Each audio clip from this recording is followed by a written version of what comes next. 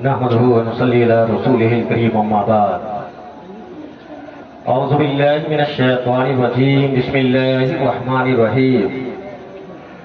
كل نفس ذائقة الموت صدق الله مولانا العظيم وبلغنا رسوله النبي الأمين الوجود الكريم ونحن على ذلك لمن الشاهدين والشاكرين والحمد لله رب العالمين. حضرات، یہ محفل سال ثواب کے غرض سے منعقد ہے. آپ سبھی حضرات دعا کریں گے کہ مولا تبارک و تعالی مرحوم مغفور علی جناب جلال الدین اکبر صاحب کی چھوٹی بڑی گناہوں کو معاف فرما کر کے رب قدیر جنت الفردوس میں اعلیٰ سے اعلیٰ مقام عطا فرمائے. یہ رمضان المبارک کا پوتر مہینہ چل رہا ہے، اس لیے تھوڑا سا افراتفری کا ماحول ہے. تراویح بھی پڑھنی ہے اور افطار کے بعد بھی وقت کم ملتا ہے، لیکن جو لوگ یہاں پہ ہیں تھوڑی دیر اپنی قیمتی وقت کو دینے کی کوشش کریں گے، انشاءاللہ ٹائم پر سلام پڑھ لیا جائے گا. آپ سبھی حضرات عقیدت و محبت کے ساتھ رب کے محبوب دنائے غیوب ختم رسول محمد عربی صلی اللہ علیہ وسلم کی مقدس بارگاہ میں اپنی پاک و پوتر زبان سے درود شریف کا گلدستہ پیش کریں اور بلند آواز سے پڑھیں اللہم صلی علی سیدنا شفیعنا نبینا مولانا محمد بارک وسلم صلاۃ و سلام علیک یا رسول اللہ صلی اللہ تعالی علیہ وسلم. جسم فانی ہے، سجانے کی ضرورت کیا ہے؟ آپ حضرات ہماری طرف آپ اپنی توجہ مرکوز رکھیں. جو لوگ رو رہے ہیں ان کو رونے دیجئے، ان کی آواز آپ سن سکتے ہیں. ادھر آپ توجہ مرکوز نہ رکھیے، میری طرف آپ اپنی توجہ مرکوز رکھیں اور کچھ مسئلے مسائل کی باتیں ہم اور آپ سماعت کر لیں. مرنے کے بعد مرنے والے کے حق میں ہم کیا کریں کیا نہیں کریں. آج کل تو ہم اتنا ڈیولپ کر گئے ہیں، اتنا ترقی کر گئے ہیں، اتنا ترقی کر گئے ہیں کہ زمین پہ رہ کر کے آسمان کے چاند پر کمل پھینکنے کی کوشش ہم کرتے ہوئے نظر آ رہے ہیں. اور ہمارے مرحومین جو اس دنیا سے چلے جاتے ہیں، ہمارے آبا و اجداد، تو ہم ان کے حق میں کیا کرتے ہیں، کیا کرنا صحیح ہے اور کیا کرنا غلط ہے، اس سے بھی ہم کوڑے اور کھوکھلے نظر آتے ہیں. تھوڑی دیر کے لیے ہم روتے اور گر گراتے ہیں، لیکن جس بات کے لیے ہم رو رہے ہیں، جس ماں کے لیے ہم روتے ہیں، جس بھائی کے لیے ہم روتے ہیں، جس دنیا کو چھوڑ کر کے چلا جاتا ہے، جو باپ اس دنیا کو چھوڑ کر کے چلا گیا ہے، جو ماں اس دنیا کو چھوڑ کر کے چلی گئی ہے، جو بہن اس دنیا کو چھوڑ کر کے چلی گئی ہے، جو بھائی اس دنیا کو چھوڑ کر کے چلا گیا ہے، زندگی میں آپ اس کی بھی زندگی کا محاسبہ کریں اور اپنی زندگی کا محاسبہ کریں کہ ہمارا بھائی زندہ تھا تو ہم اپنے بھائی کے ساتھ کیسا برتاؤ کیا کرتے تھے،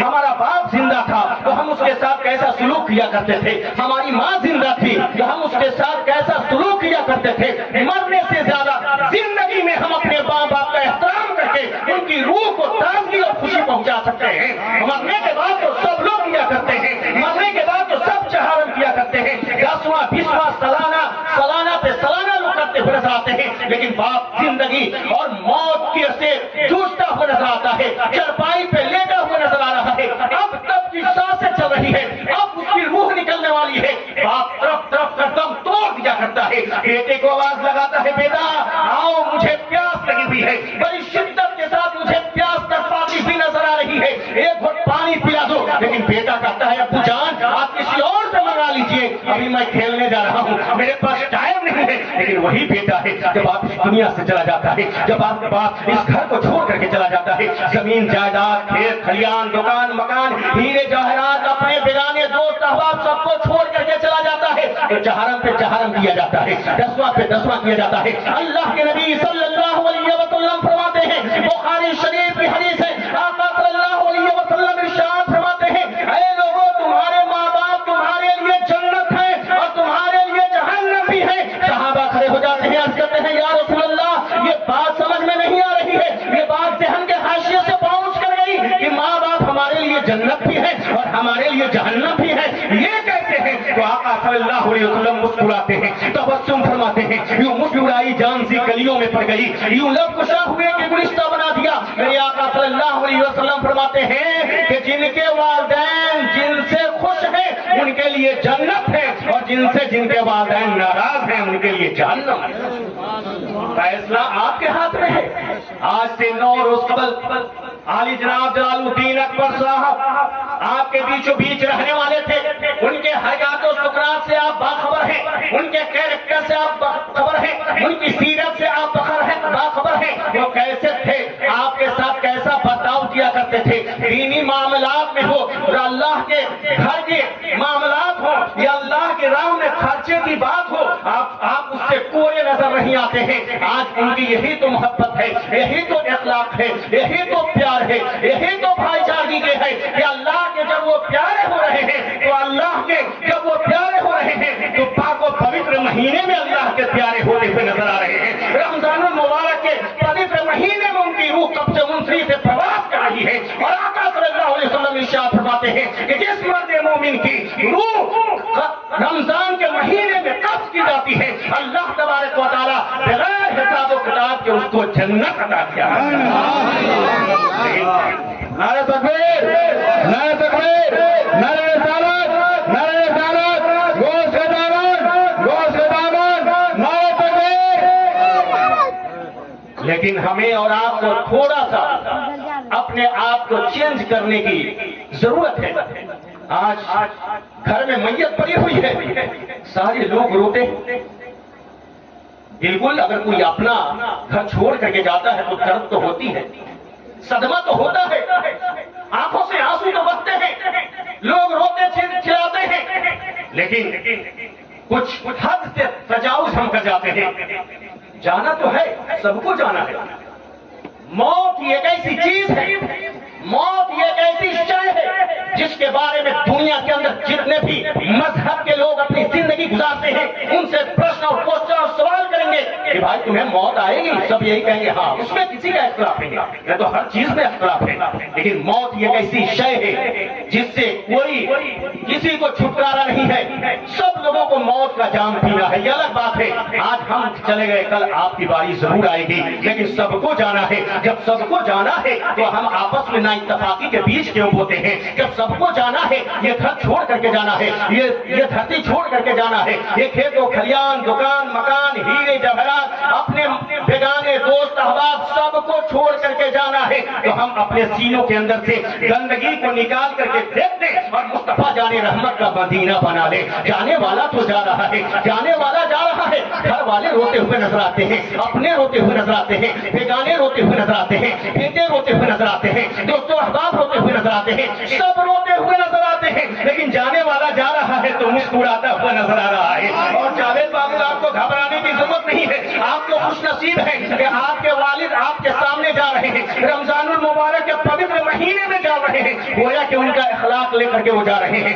اخلاق لے کر کے جا رہے ہیں، راہ خدا میں جو خرچ کیے تھے اس کا بدلہ لے کر کے جا رہے ہیں، اور یہی بدلہ ہے کہ ان کی موت آ رہی ہے تو رمضان المبارک کے پوتر مہینے میں آ رہی ہے۔ جانے والا جا رہا ہے، جانے والا جا رہا ہے، سب لوگ روتے ہوئے نظر آ رہے ہیں، گھر والے رو رہے ہیں، شہر والے رو رہے ہیں، گاؤں والے رو رہے ہیں، رشتہ دار رو رہے ہیں، سب رو رہے ہیں، لیکن جانے والا جا رہا ہے تو مسکراتا ہوا جا رہا ہے۔ عالم تصورات میں افضل مصباحی نے پوچھا، جانے والا تو جا رہا ہے تو مسکراتا ہوا کیوں نظر آ رہا ہے؟ تو جانے والا عالم تصورات میں، عالم خیالات میں یہی کہتا ہوا نظر آ رہا ہے کہ میں جب تک زندہ تھا دنیا داروں سے باتیں کی ہے، اب میں گیا ہوں، اب جا رہا ہوں قبر میں، احمد مختار سے باتیں کروں گا، پیغمبر اسلام کا چہرے سے بات دیکھوں گا، رسول کائنات کا حسن معمبری دیکھوں گا، پیغمبر اسلام کا جلوہ جانا دیکھوں گا۔ اسی لیے شاعر نے قلم بند کرنے کی کوشش کیا کہ لہتے میں آقا، بھائی بولیے نا سبحان اللہ۔ تراویح پڑھنے والے تراویح پڑھیں گے، آپ لوگ کم سے کم ابھی تو ثواب کما لیں۔ سب لوگ جانتے ہیں کتنے لوگ تراویح پڑھیں، جو لوگ پڑھنے والے ہیں وہ پڑھیں گے انشاءاللہ ٹائم پہ، سب لوگوں کو جانا ہے، پڑھنا ہے۔ کہ لہتے میں آقا کی دید ہوگی، لہتے میں آقا کی دید ہوگی، میں سجے کے گھر سے نکل رہا ہوں۔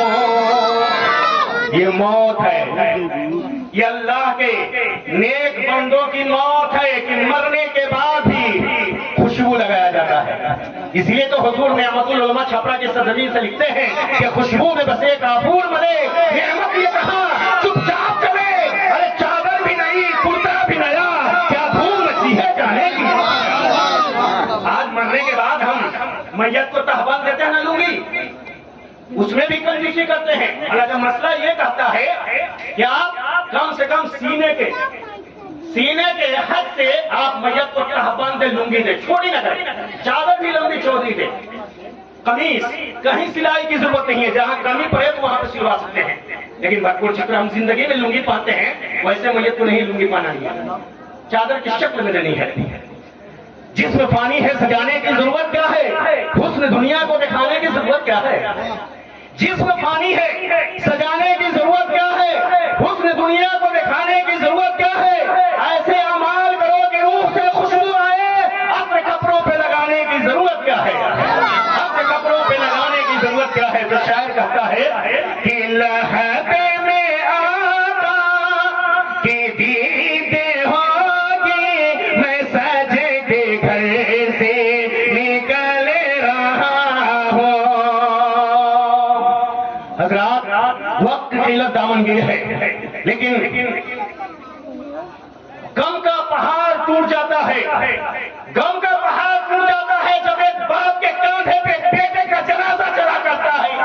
غم کا پہاڑ ٹوٹ جاتا ہے جب ایک باپ کے کاندھے پہ بیٹے کا جنازہ چلتا ہے، لیکن باپ بھی بڑی خوش نصیب ہوتا ہے، ایک بیٹے کو کاندھا لگایا کرتا ہے۔ اللہ اکبر کبیرہ، وہ باپ ہے جی جو سارے درد کو سہتا ہوا نظر آتا ہے، وہ ماں ہے جو ساری درد کو سہتی ہوئی نظر آتی ہے، لیکن کچھ آوارہ بیٹے ہیں جو ماں کو بھی گھر سے بے گھر کیا کرتے ہیں، لیکن ماں باپ کی دعاؤں میں وہ اثر ہے کہ پہاڑ بھی ہلتا ہوا نظر آتا ہے، دل میں نفرت اور لبوں پہ بد دعا ہوتی نہیں، سب خفا ہو جائیں لیکن ماں خفا ہوتی نہیں۔ اور میں نے دیکھا ہے سفر میں روٹی ماں کے ہاتھ کی باسی ہو جاتی ہے لیکن بے مزہ ہوتی نہیں، باسی ہو جاتی ہے لیکن بے مزہ ہوتی نہیں۔ تیزی میں شعر سماعت کریں کہ لہتے میں آقا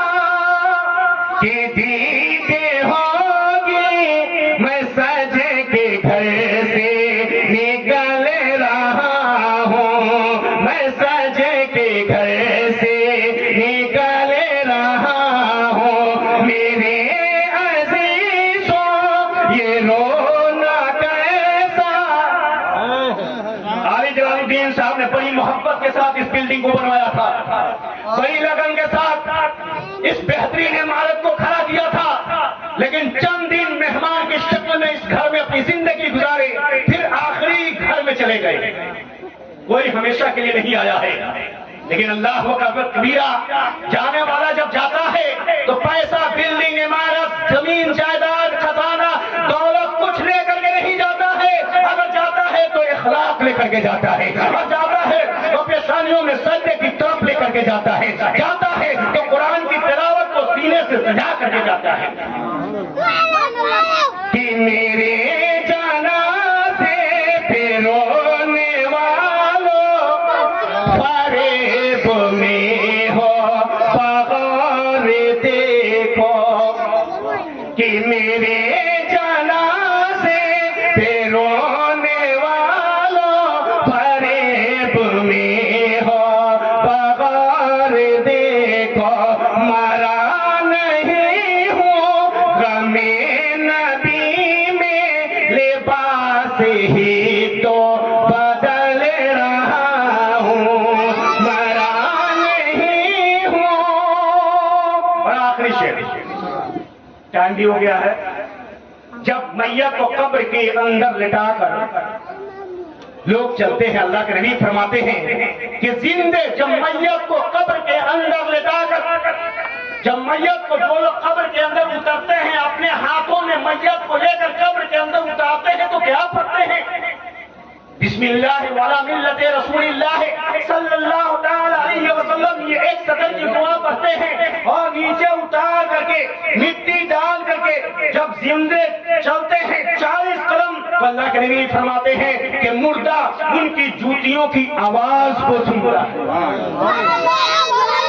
سوال و جواب شروع ہو جاتا ہے۔ شاعر نے کیا ترجمانی کرنے کی کوشش کی ہے، ذرا سماعت کریں۔ ہو باتیں میرے سوال پہلے نکیر آقا کا ذکر تھے،